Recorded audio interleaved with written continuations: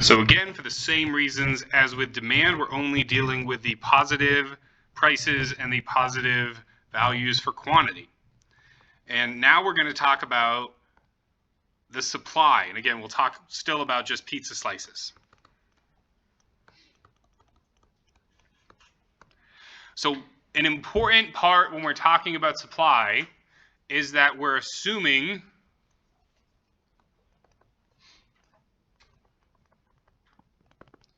that all input costs stay the same.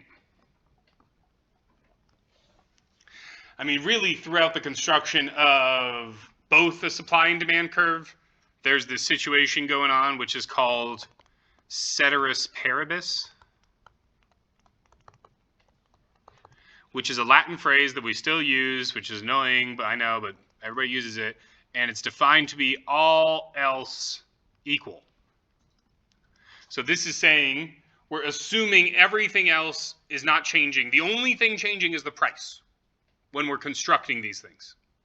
And so similarly, when we're talking about the supply curve, the only thing changing is the price. All of the input costs is staying the same. So the cost of dough, the cost of water, the cost of yeast, the cost of the oven maintenance, the cost of the electricity or the gas for the oven, the cost of the boxes, the cost of the waiters, the cost of the electricity for the lights, the cost of heating or cooling the building, the cost for,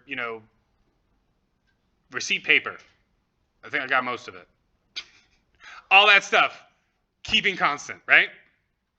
The only thing that's changing is the price of the final good. So the price of that slice of pizza. So let's say we start off again with a $5 slice of pizza. So a $5 slice of pizza, there's maybe 3 pizzerias around, and they're all collectively selling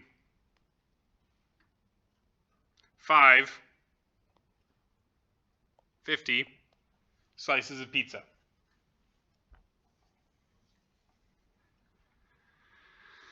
So now let's think about from the perspective of a seller, right? Supply is essentially the seller side or the producer side of a transaction. TXN is commonly used to abbreviate transaction. Or just TX. So if you're the seller and the price for a slice of pizza increases from $5 to $6, and the cost of everything stays the same, your rent stays the same, the cost of the dough, all the input stays the same, the cost of your workers stays the same. Yeah, you might need to pay for additional hours or maybe hire additional employees to overlap their shifts or to work doubles or to work, 2 employees when one used to work or something like that, right? But the long and short of it is that since all of your input costs stayed the same, when the output increases, right, your profit is going to increase. So let's real quick just talk about profit. What the hell is profit? Profit is revenue minus cost. What the heck is revenue? What the heck is cost? Well, revenue, think about we're selling pizza. It's the $5 per slice of pizza times the amount of pizza we're selling, 50 slices, right? So the revenue here is going to be 5 times 50, so it's going to be $250.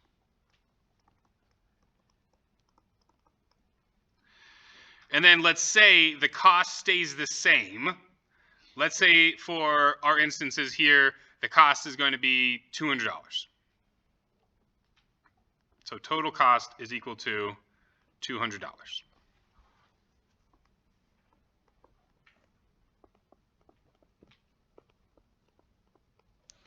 So you're making a profit of $50 when the price is 5. Now, if the price were to increase to 6, if you were to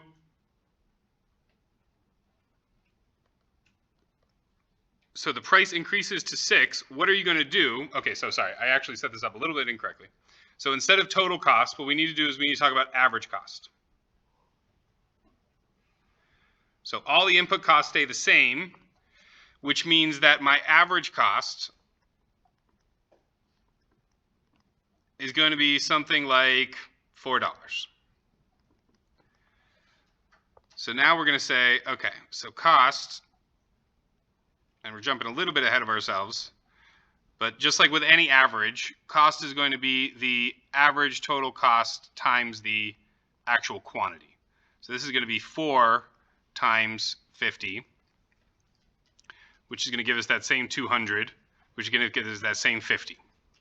But the important part, let's take a look at some of this math here and realize that we have the same element in each one of these things, right?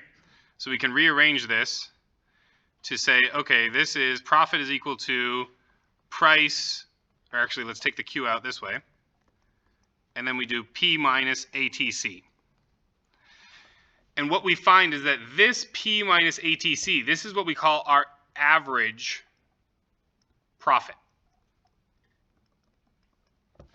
So the average profit. And so let's just look at the average profit for a second. So the average profit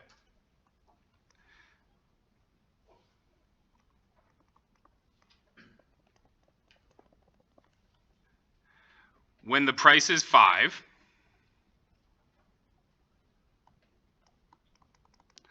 is going to be equal to 5 minus 4. So that means they're going to be making $1 off every output. Now, if the price increases,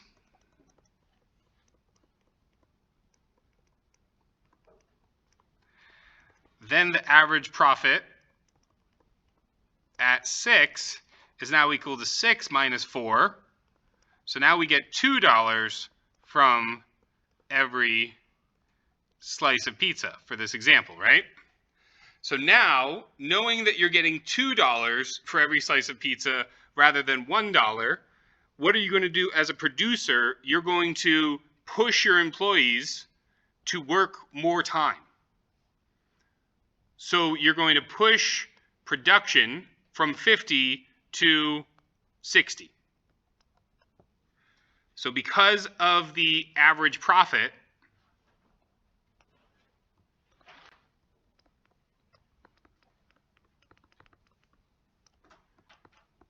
you're going to push your employees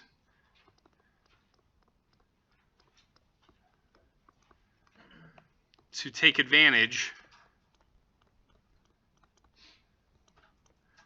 of the greater and probably temporary what's called a margin, profit margin, right? That average profit is also known as a profit margin. So you go from producing $1 profit margin to producing $2 profit margin. So you're going to want to take advantage of it, and you're going to ramp up production, have people work overtime, hire a new part-time employee, whatever the case may be, so that you can get to 60 slices of pizza rather than that initial 50. And then this behavior, just increases, right? Continuing off. And then what if we have a story of the price going to 4? Well, again, actually, let's do 450 so we don't talk about the situation where you're not making any profit, because we'll get to that distinction of economic versus accounting profit in a minute, but we don't need to further confuse things right now. But let's just say it goes to 450. So if it goes to 450, well, now your average profit has gone down to 50 cents.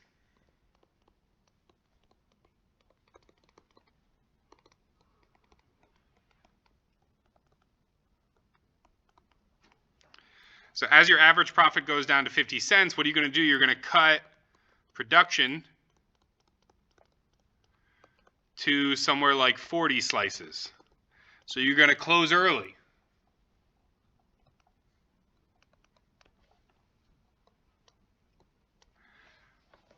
You're going to maybe put somebody on reduced hours for that week. Maybe you'll do the most evil thing that employers do, and I still don't know how this is legal. And this just goes to show, like, why getting a college degree is like worth it, because like you get a college degree and you never have to do this crap again. Being on call.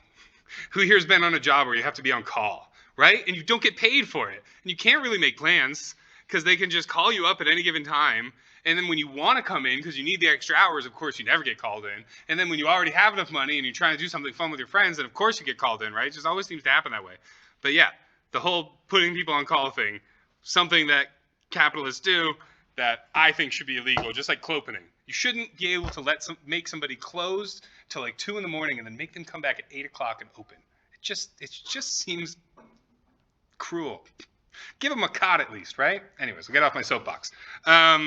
So if the price decreases, employers will cut hours and do other predatory employer things, and we'll end up with a decrease in the output that's provided to the market, that's available to be consumed by the other side of a transaction. You got it, the demand side, which is at 3.1a, which we'll put them together in this next section called equilibrium.